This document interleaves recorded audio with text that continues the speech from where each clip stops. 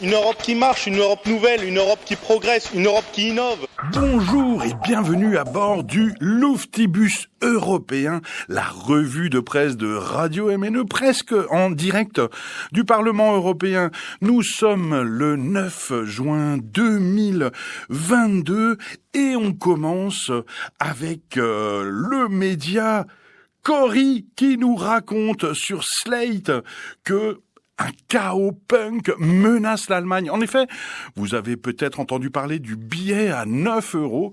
Tous les Allemands, toutes les Allemandes, tous les Européens et le monde entier peut aujourd'hui acheter un billet mensuel à 9 € pour se promener pendant un mois dans tous les trains d'Allemagne. Donc vous pouvez aller à Berlin, à Hambourg, à Leipzig et où vous voulez.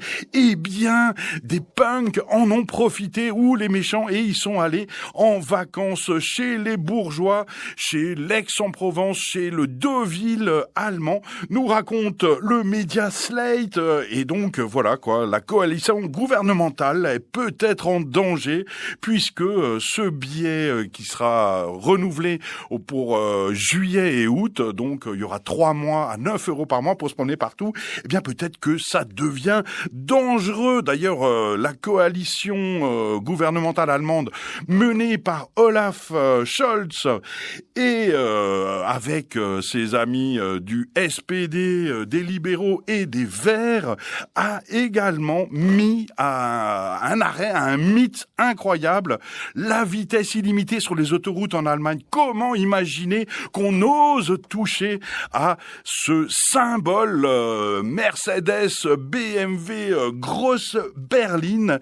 C'est le site Paradisiaque qui nous raconte que c'est bientôt fini, que l'Assemblée nationale allemande a voté la fin de la vitesse illimitée sur les autoroutes. Mais que vont devenir les customisés allemands si on ne peut plus rouler à 240 à l'heure sur les autoroutes?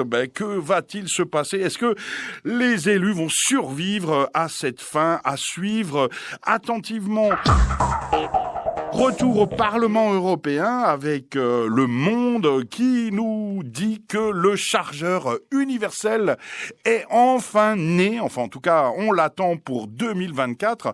Le Parlement européen a choisi le format USB-C pour recharger nos smartphones. Peut-être qu'il était temps, puisque comme n'importe quel possesseur de téléphone intelligent, vous savez que, il va falloir changer tous vos câbles, changer tout ce que vous avez acheté. Donc, c'est une dépense supplémentaire inutile. C'est contre l'écologie puisque ça génère plein de déchets. Et enfin, on va, si tout va bien, obliger Apple et les autres téléphonistes, vendeurs de téléphones, à avoir un chargeur universel qui fonctionne avec tous les téléphones.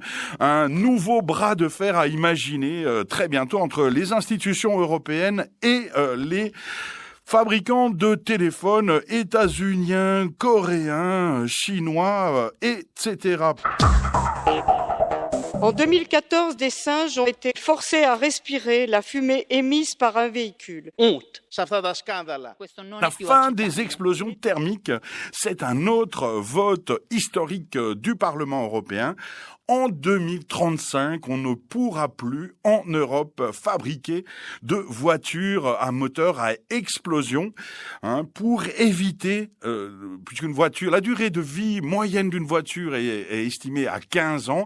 L'idée est d'arriver à la neutralité carbone en 2050, quand nos enfants ne seront pas encore morts. Et le quotidien Le Monde nous raconte ce vote du Parlement européen qui devrait, si tout va bien, donc se transformer en réalité d'ici quelques années. Un truc de fou, la fin du moteur à explosion.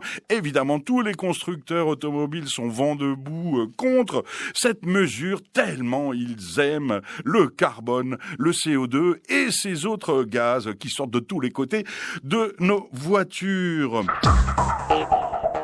Enfin, on termine avec l'agriculture. C'est le magazine Cash Investigation qui se demande où sont passés les milliards, les 60 milliards de l'agriculture en Europe, le PAC, la PAC, la fameuse politique agricole commune.